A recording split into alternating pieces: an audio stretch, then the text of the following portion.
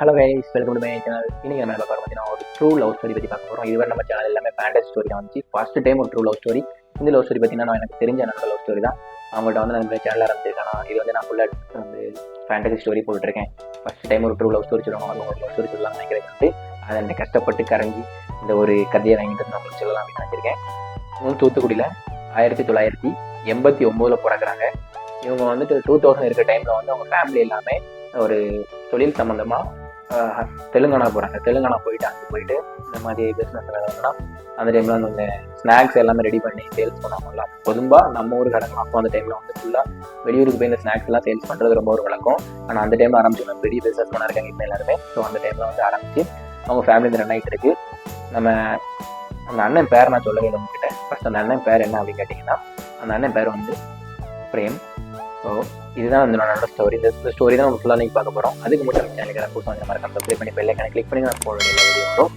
இந்த மாதிரி true love story உங்களோட லவ் ஸ்டோரியும் நம்ம சேனலில் வந்து சொல்லணும் அப்படின்னு நினச்சிங்கன்னா, நான் வந்து இன்ஸ்டாகிராம் ஐடி வந்து டிஸ்கிரிப்ஷன்லையும் அப்புறம் வந்து ஸ்க்ரீன்லேயும் போடுறேன். நீங்கள் வந்து எனக்கு ஒரு மெசேஜ் பண்ணுங்கள், ஆகிட்டு நான் அதுக்கப்புறம் ரிப்ளை பண்ணுறேன். நீங்கள் வந்து அதுக்கு எனக்கு வந்து வாய்ஸ் மெசேஜ் சொல்லுங்கள், அந்த கதையை வந்து அப்படியே உங்ககிட்ட சொல்கிறேன். ஸோ நம்ம வந்து பிரேம் நம்ம லவ் ஸ்டோரி பற்றி பார்த்துடலாம்.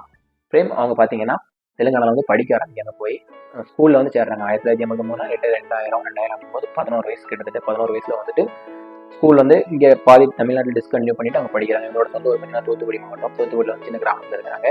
ஸோ அங்கே போய் படிக்க ஆரம்பிக்கிறாங்க. படிக்க ஆரம்பிக்கும் போது அப்படி இப்படின்னு ஒரு +2 முடிஞ்சிருது. என்னதான் அந்த அண்ணன் வந்துட்டு நல்ல ஒரு பணத்தில் வந்து அந்த வீட்டில் எதுவும் குறையுமே கிடையாது. நல்ல ஒரு தொழில் நல்லா டெவலப் ஆயிடுச்சு.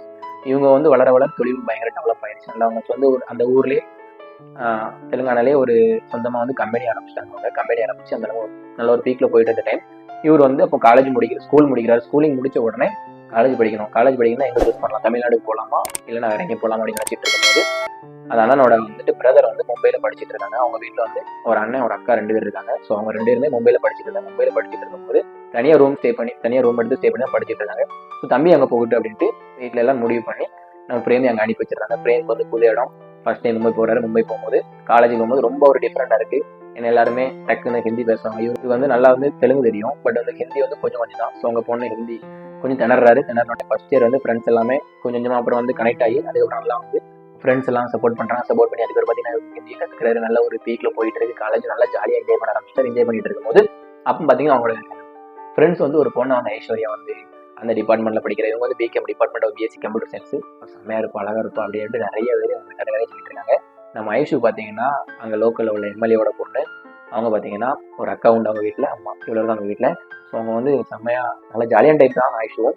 இப்போ இப்படி போயிட்டு இருக்கு. அப்போ பார்த்தீங்கன்னா ஒரு ஃப்ரெண்டு வந்து பிரேமோட ஃப்ரெண்டு வந்து ஃபோனை வந்து திருடிட்டு வந்தால் நம்ம ஐஷுவோட ஃபோன் வந்து கொஞ்சம் மாடலாக இருக்குது. இதை எடுத்து வந்து என்னதான் இருக்கு அப்படின்னு பார்க்க நினைச்சாரு. பட் திருப்பி கொடுக்க ஒரு பயமாக இருக்குது. கொண்டு போய் நான் திருடிட்டோம் அப்படிங்கிற ஒரு கில்ட்டில் அது திருப்பி கொடுக்க பயமாக இருக்குது. ஸோ அப்போ வந்து நம்ம பிரேம் வந்து கொஞ்சம் ரொம்ப தைரியமானவங்க எப்பவுமே. ஸோ அதனால் வந்து நான் கொடுத்துருக்கேன் அப்படின்னோடனே அன்னைக்கு பார்த்தீங்கன்னா அடுத்த நாள் லீவ் ஆயிடுச்சு. சண்டே லீவ் ஆனவுடனே பிரேம் வந்துட்டு கால் பண்ணுறவங்க ஃப்ரெண்டு கால் பண்ணாங்க. இப்படி வந்து உங்கள் ஃப்ரெண்டோட ஃபோன் வந்து மிஸ் ஆயிடுச்சு, இது என் கையில் தான் இருக்குது, நீங்கள் வந்து வாங்கிக்கலாம், இல்லை நீங்கள் எந்த இடம் சொல்லிங்க அந்த இடத்துல நான் வந்து தந்துடுறேன் அப்படின்னோடனே நான் வந்து கோயிலுக்கு போகிறேன். இன்னைக்கு சண்டே ஒரு கோயிலுக்கு போகிறேன், அந்த கோயிலுக்கு வந்துட்டீங்களா அப்படின்னோடனே இவங்களும் சரி ஓகே அப்படின்னு சொல்லிட்டு கோயிலுக்கு போகிறாங்க. கோயிலுக்கு வந்து பார்த்தீங்கன்னா கொஞ்சம் அவுட்டர்லேருந்து பார்க்குறாங்க. கிட்டத்தட்ட ஒரு 10 கார் இருக்கும். அவங்க ஃபேமிலி இறங்கி வராங்க. இந்த படத்தில் பார்த்த மாதிரி தான் கிட்டத்தட்ட. ஏன்னா எம்எல்ஏ எல்லாம் கொஞ்சம் ஆட்கள்லாம் சுற்றி வந்துட்டு இருப்பாங்கலாம். இதில் கொஞ்சம் இவங்க ரொம்ப வசதியான ஆட்கள். பார்த்தோன்னே ஒரு கொஞ்சம் பயம் உண்டாயிருச்சுன்னா என்ன டைரிங்காக இருந்தாலும் ஒரு இவ்வளோ பேர் இருக்கும்போது இவ்வளோ கார்ஸ் இருக்குது, நம்மளை அடிச்சு ஒழுங்கி போட்டால் என்ன பண்ணுறது அப்படின்ட்டு அவர் கொஞ்சம் பயப்பட்ட உடனே நம்ம அடிக்கதான் ஆள் கூட்டம் இன்னொன்று திங்க் பண்ணுறாரு. ஸோ அதுக்கப்புறம் திங்க் பண்ணிட்டு அந்த பொண்ணுகிட்ட வந்து கால் பண்ணுறாரு. மறுபடியும் கால் பண்ணிட்டு இல்லை இன்னைக்கு வர முடியாது, டிராஃபிக்கில் மாட்டிக்கிட்டோம், நாளைக்கு வர முடியும்னே ஐஷு ஓகே அப்படின்ட்டாங்க. அடுத்த நாள் மீட் பண்ணுறாங்க ஐஷுவை. ஆல்ரெடி தூரமாக இருந்து பார்க்கும் போதே நிலாவை தூரமாக இருந்து பார்த்தா எவ்வளோ ஒரு ஃபீல் கொண்டு இருக்கும். அந்த மாதிரி தான் என்கிட்ட வந்து சொன்னார். நான் அவங்கள்ட்ட சொல்கிறேன். அந்த மாதிரி எனக்கு ஃபீலாக இருந்துச்சு. அதுக்கப்புறம் எனக்கு அந்த பொண்ணை மறக்கவே முடியல. வீட்டுக்கு போகிறவரை அந்த பொண்ணை பற்றி நினச்சிட்டு வந்தேன். அடுத்த நாளைக்கு எப்போ விடியும் அப்படின்னு எனக்கு தோணிக்கிட்டே இருந்துச்சு. நிறைய பேர் லவ் பண்ணுற எல்லாருக்குமே இந்த ஒரு ஃபீல் இருக்கும். ஃபர்ஸ்ட் டைம் லவ் பண்ணும்போது அது ஒரு பயங்கர ஃபீலாக இருக்கும். நைட்டு வந்து தூக்கமே வராது. எப்போண்டா விடியும், நம்ம எப்போ அவன் முகத்தை பார்க்கலாம், சூரியன் உதிக்குதோ இல்லையோ, பட் நம்ம முகத்தை பார்த்துடணும் அப்படிங்கிற ஒரு ஃபீல் நிறைய பேருக்கு இருந்துகிட்டே இருக்கும். இந்த மாதிரி நிறைய பேர் லவ் பண்ணிருப்பீங்க கண்டிப்பாக. அந்த மாதிரி ஒரு ஃபீல் இருந்துச்சுன்னா கண்டிப்பாக கமெண்ட் பாக்ஸில் கீழே போடுங்க. அந்த மாதிரி நம்ம பிரேமுக்கு வந்து ஃபீல் இருந்துகிட்டே இருக்கு. காலையில விடிஞ்ச உடனே முதல் வேலையை காலேஜ் கிளம்பி போயிட்டாரு. போன உடனே அதுக்கப்புறம் அந்த ஃபோனை கொண்டு கொடுக்கவேண்டி வெயிட்டிங்ல இருக்காங்க. அந்த பொண்ணு எப்போ வரும் அப்படின்ட்டு. அந்த பொண்ணு வந்து கார்ல வந்து இறங்கிட்டு வந்து உள்ள வந்த உடனே போயிட்டாங்க. போய் அந்த பொண்ணோட ஃபோன் எடுத்தாங்க. என் ஃப்ரெண்டு தான் வந்து தெரியாம ஃபோன் எடுத்துட்டான், சாரி அப்படின்னு சாரி இல்லை பரவாயில்ல அப்படின்ட்டு ஐஷுவும் நல்லா வந்து ரொம்ப ஜாலியாக தான் கேஷுவலாக பேசுறாங்க. ஸோ இப்படி 2 பேரும் அதுக்கடுத்து ஒரு காஃபி ஷாப் போகிறாங்க காஃபி குடிக்கிறதுக்கு. ஃபர்ஸ்ட் மீட்டிங் இப்படி காஃபி குடிச்சிட்டு அதுக்கப்புறம் அப்படி பேச ஆரம்பிக்கிறாங்க. அடுத்தடுத்து நீங்கள் இந்த டிபார்ட்மெண்ட் என்ன பண்ணுறீங்க, எங்கே இருந்தீங்க அப்படிங்கும்போது இவர் ஒரு கதையாக சொல்கிறாரு. சொல்ல அவங்களுக்கும் வந்து அவர் பேச கம்யூனிகேஷன் ஒரு நல்ல குட் கம்யூனிகேஷன் இருந்தால் லவ்க்கு ஒரு நல்ல இதுதானே, அதுக்கு வந்து பிடிக்க ஆரம்பிச்சிடும். சிலவங்க வந்து இன்னசென்ட்டாக பேசுவாங்க, சிலவங்க ஒரு போல்டாக பேசுவாங்க, அது வந்து சில பொண்ணுங்களுக்கு பிடிக்கும். ஸோ இவர் வந்து நல்ல ஒரு போல்டாக பேசினா அந்த பொண்ணுக்கு வந்து பயங்கரமாக பிடிச்சி போச்சு. அந்த பொண்ணை இவருக்கு ஆல்ரெடி பிடிச்சி போச்சு. ஸோ இப்படி 2 பேருமே வந்துட்டு கண்டினியூஸாக பேச ஆரம்பிங்க. அப்புறம் ஃபோன் கான்டாக்ட் போயிட்டு இருக்கு. அதுக்கப்புறம் ஃப்ரெண்ட்ஸ் எல்லாம் வந்து வெளியே போகிறாங்க. அவங்க ஃப்ரெண்ட்ஸ் இவங்க ஃப்ரெண்ட்ஸ். இவர் வந்து பிகாம், அவங்க வந்து பிஎஸ்சி. ஆனால் சம்மந்தமே இருக்காது டிபார்ட்மெண்ட்டுக்கும். ஆனால் 2 டிபார்ட்மெண்ட் சேர்த்து வந்து டூர் போகிறது இந்த மாதிரி விஷயங்கள் நிறைய அரேஞ்ச் பண்ணி போயிட்டு இருக்காங்க 2 பேருமே. அதுக்கப்புறம் தனியாக வந்து 2 வெளியே போகிறாங்க. வெளியே போகும்போது பார்த்தீங்கன்னா ஒரு பைக் வச்சிருக்காரு, ஒரு பைக், பல்சர் பைக். இந்த பைக் ஒரு பெரிய போராட்டமே இருக்கு வீட்டில். என்ன ரீசன்னா இவர் அண்ணன் வந்து பைக் அடிக்கடி எடுத்துட்டு போயிருவாரு. இவர் வந்து நீட்டை தொடச்சி போய் ஒரு அண்ணன் எடுத்துட்டு போயிருவாரு. இவர் அண்ணனுக்கு காலேஜுக்கு இருந்து ஒரு 50 கிலோமீட்டர் டிஃபரன்ஸ் இருக்கும். இவரு பக்கத்துல தான். ஆனா வந்து இவர் அந்த 50 கிலோமீட்டர் என்னோட வந்து பைக்ல ஓட்டிட்டு திருப்பி வந்து காலேஜுக்கு வருவாரு. அவ்வளோக்குள்ள பைக்ல ஒரு பைக் நிறையன்னு சொல்லலாம்.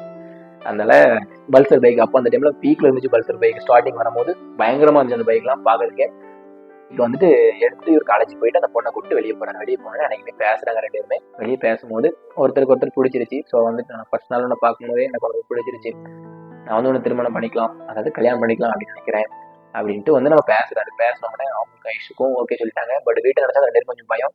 2 வீட்டில் எப்படி சொல்றாங்க, என்ன எடுக்க போறாங்க டிசிஷன் அப்படிங்கிறது ரொம்ப பயம். அடுத்த லைஃப்ல நம்ம கொண்டு போகணும், அடுத்த கட்டத்துக்கு கொண்டு போகணும்னு நினைக்கிறாங்க. இப்படி காலேஜ் முடிகிற ஸ்டேஜ் வரும்போது ஒரு நாள் ஐஷு வந்து அவங்க வீட்டுக்கு வரணும்னு நினைக்கிறேன். உங்க வீட்டை நான் பார்க்கணும்னு நினைக்கிறேன், நீ தங்கிருக்க இடத்த நான் பார்க்கணும் அப்படின்னு ஐஷு வந்து அந்த அட்ரஸ் சொன்னோடனே இங்கே வந்துடுறாங்க. வந்தோடனே அவங்க அண்ணன் வந்து டக்குனு ஃப்ரெண்ட்ஸ் எல்லாம் போட்டு உள்ள வந்திருக்காரு. அண்ணன் உடனே கால் பண்ணி ஐஷு வந்துட்டு இப்படி எங்கள் அண்ணெல்லாம் வந்துட்டாங்க, இன்னைக்கு மீட் பண்ண முடியாது, நாளைக்கு மீட் பண்ணிக்கலாம் அப்படின்னு. ஐஷு வந்துட்டு காரை வேற ஆல்ரெடி போக சொல்லிட்டாங்க, பர்ஸ் வேற கொண்டு மறந்துட்டாங்க, ஃபோன் மட்டும் தான் கையில வச்சிருக்காங்க. இப்படிங்கும் போது டக்குன்னு டிரைவர் கால் பண்ணா என்ன நினைப்பாரு தெரியாது. டிரைவருக்கும் கால் பண்ணல, இவருக்கும் கால் பண்ணி சொல்லவே இல்லை. நடந்தே போயிருக்காங்க, 8 கிலோமீட்டர் நடந்தே வீட்டுக்கு போயிருக்காங்க. ஸோ அதை வந்து அடுத்த நாள் வந்து அவங்க ஃப்ரெண்டு வந்து சொல்றாங்க. சொன்ன உடனே நம்ம பிரேமுக்கு வந்து ரொம்ப ஒரு கஷ்டம் போச்சு. சார் இப்படி நம்ம நடக்க வச்சிட்டோமே, நம்ம தேவதையும் இப்படி நடக்க வச்சிட்டோமே, ரொம்ப ஃபீல் பண்ணி ரொம்ப கஷ்டப்பட்டு அழுதுருக்காரு போயிட்டு அடுத்த நாள். இதெல்லாம் ஒண்ணுமே இல்லைடா அப்படின்னு நம்ம ஐஷு சொல்லியிருக்காங்க. ஸோ இதுக்கப்புறம் பார்த்தீங்கன்னா அடுத்த மூவ் என்னன்னா அவங்க அக்காவுக்கு வந்து மேரேஜ் ஆயிடுச்சு. மேரேஜ் ஆனால் அடுத்து வந்து இவங்க தான் ஃபோர்ஸ் பண்றாங்க மேரேஜ் பண்ண சொல்லி. ஆனா நம்ம பிரேம் வந்து வீட்டில் வந்து இவங்க வீட்டில் பேசி பார்க்குறாரு. பிரேம் வீட்டில் அந்த பிரேம் வீட்டில் பேசி பார்க்கும்போது அவங்க அம்மா அப்பா என்ன சொல்றாங்கன்னா, இல்லை அந்த பொண்ணு நமக்கு செட் ஆகாது. இன்னொன்று என்ன ரீசன்னா அவங்க வந்துட்டு வேற ஊர், நம்ம வேற ஊர், அதெல்லாம் செட் ஆகாது, வேண்டாம் விட்டுரு அப்படிங்கிற மாதிரி பேசுறாங்க. அதனால நம்ம பிரேம் ரொம்ப மனசு உடஞ்சி கஷ்டப்படுறாரு. பட் அந்த பொண்ணு வீட்லயும் டக்குன்னு மேரேஜ் ஏற்பாடு பண்ணிட்டாங்க. ஆனா அந்த பொண்ணு ஒரு முயல் குட்டி கொடுக்குறாங்க. முயல் குட்டி கொடுத்து வந்து வச்சுட்டு அப்படி இந்த முயல் குட்டியை வளர்த்துக்கிட்டே இருக்காங்க. சடனா வந்து நம்ம ஐஷுக்கு வந்து கல்யாணம் ஆயிடுச்சு. அன்னைக்கு ரொம்ப ஃபீல் பண்ணி எழுதிருக்காரு. பட் என்ன பண்ண முடியும், அப்போ வந்து மெச்சூர்டு கிடையாது. அந்த வயசுல நம்ம ஸ்ட்ராங்கா இந்த டிசிஷன் எடுக்க முடியாது. எடுத்தா தப்பா போயிருமேன்னு ஒரு பயம். வீட்டை நம்ம இத்தனை வருஷம் கஷ்டப்பட்டு வளர்த்துருக்காங்க, இத்தனை வருஷம் நம்ம படிக்க வச்சிருக்காங்க, அவங்களுக்கு நம்ம எதுவும் துரோகம் பண்ணிடக்கூடாது அப்படிங்கிற ஒரு பயம் எல்லாம் இருந்து கண்டிப்பா கடைசியில் கல்யாணம் பண்ண முடியாம போயிடுச்சு 2 பேருக்குமே. ஆனா ஒரு நல்ல ஒரு அவங்க மனசுல இன்னைக்குன்னு ஒரு காதல், நல்ல காதலை மனசுல இருக்கு. இவர் வந்து அப்படியே சொந்த ஊர் கொஞ்ச நாள் வாராரு, கொஞ்சம் நான் வந்து ஃப்ரீயா இருக்கணும் அப்படின்னு நினைச்சு வாராரு. அப்புறம் பாத்தீங்கன்னா அவங்க அண்ணன் பசங்க வந்து அவங்க கல்யாணம் முடியல, இது வந்து பெரிய பசங்க. அவங்க அண்ணன் பசங்க வந்துட்டு அந்த முயல் குட்டியை எடுத்து வந்து கொண்டுட்டாங்க, ஆடுறாங்க பேர்ல கொண்டுட்டாங்க. இதுக்கு ரொம்ப கஷ்டமா இருந்துச்சு. ஸோ அதுக்கப்புறம் அதெல்லாம் கொஞ்சம் வெளியே மறந்து வந்துட்டு பட் இன்னைக்கு நல்ல லைஃப்ல தான் கல்யாணம் பண்ணி நல்லா தான் இருக்காரு. ஆனா வந்து அந்த என்னைக்குமே நினைச்சு பார்த்துட்டே இருப்பாரு மனசுக்குள்ள. இந்த காதல் எனக்கு இப்பவும் எனக்கு வந்து நான் எப்போ அவளை பார்த்தனும் அன்னைக்கு பார்த்த மாதிரி இன்னைக்கு முகம் எனக்கு ஞாபகம் வந்துகிட்டே இருக்கு அப்படிங்கிற மாதிரி சொல்றாரு. ஸோ காதல் அப்படிங்கிறது எல்லாருக்கும் சேரணும் அப்படிங்கிறது அவசியம் இல்லை. பட் சேராத காதல் வந்து கண்டிப்பா மனசுல கடைசி வரை நல்ல ஒரு நிலைமையில இருக்கும் அப்படின்னு நான் நினைக்கிறேன். அவங்களை எந்த விதமும் துன்புறுத்தாம கடைசி ஒரு ஃப்ரீயா விட்டதுனால அந்த காதல் வந்து அன்னைக்கு அவங்க மனசும் நல்லா இருக்கும், இவங்க மனசும் நல்லா இடம் பிடிச்சிருக்கும் அப்படின்ட்டு அந்த அன்னை வந்து கதையை சொல்லி என்கிட்ட முடிச்சாங்க. இந்த கதை பிடிச்சிருந்தா நம்ம சேனல் சப்ஸ்கிரைப் பண்ணி மறக்காம பெல் ஐக்கனை கிளிக் பண்ணுங்க. அப்பதான் நான் போடக்கூடிய எல்லா வீடியோ வரும். இதே மாதிரி நீங்களும் கதை என்கிட்ட வந்து ஷேர் பண்ண, உங்களை ஸ்டோரி ஷேர் பண்ணணும், நம்ம சேனல்ல போடணும்னு நினைச்சீங்கன்னா நான் வந்து டிஸ்கிரிப்ஷன்லயும் அப்புறம் வந்துட்டு மேலே டிஸ்பிளேலையும் நம்ம இன்ஸ்டாகிராம் ஐடி கொடுக்குறேன்.